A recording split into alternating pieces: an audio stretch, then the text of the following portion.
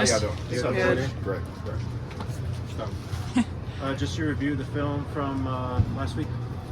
Oh yeah, I mean, obviously, just taking a look at it, it kind of looked the same as it did live. Guys were out there making plays. Obviously, Travis Hunter is an exceptional talent, and then he had a great game along with Jimmy Horn. It did exactly what I expected him to do: show up on game day and kind of put in the work on game day as he'd been putting in practice all week. So it was good. It was good output by those guys. What's the decision making? What's the decision making behind lining up five wide receivers and 4 wide receivers and 1 tight end? Well, I got 8 wide receivers in the room that can play, so we're trying to get everybody on the field. But it also put the defense in a stretch. It stretches the defense and gives them difficulty.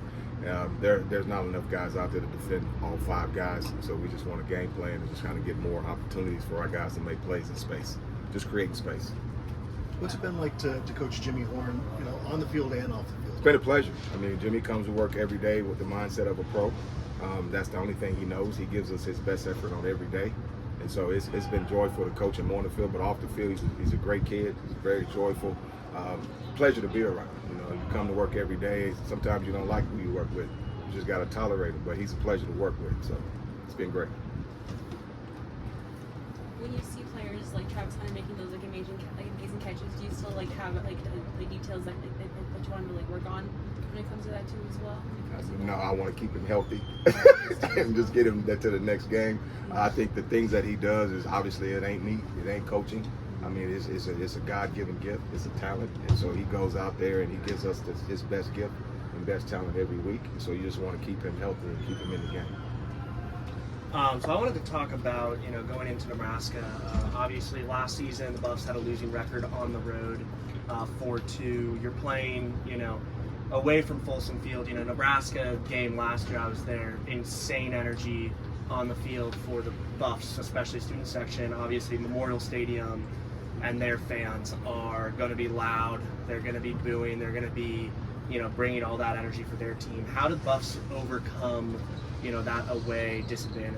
Embrace it. I mean, that's the only thing you can do as a player. I mean, speaking from a former player myself, you embrace that.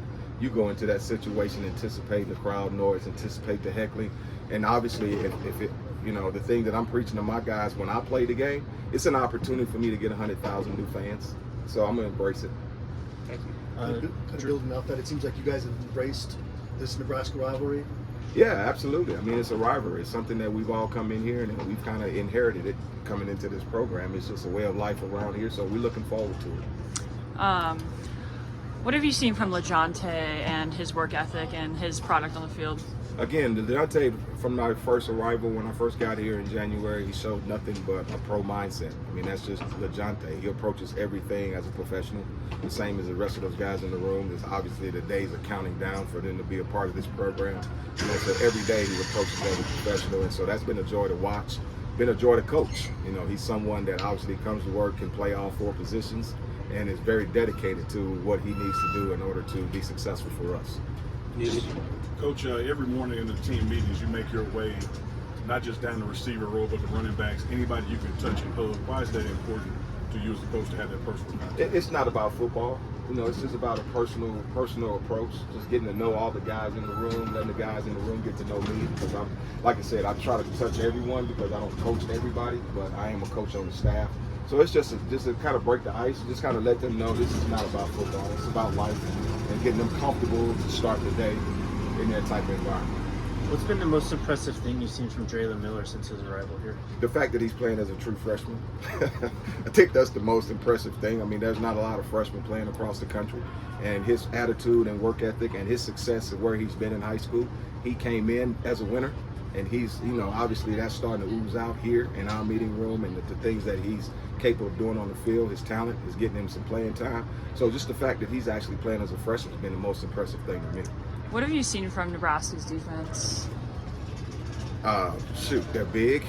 Yeah. It's a lot of big guys up front. Secondary guys, what I've seen mostly is a lot of experience back there. Those guys played a lot of football together. So we're excited about going up there and just kind of testing what they've been able to do over the past week against what we've been able to do over the past week. So we're excited for that opportunity. Any more questions, Coach? Last week, Coach, the offense seemed to generate a lot through explosive plays.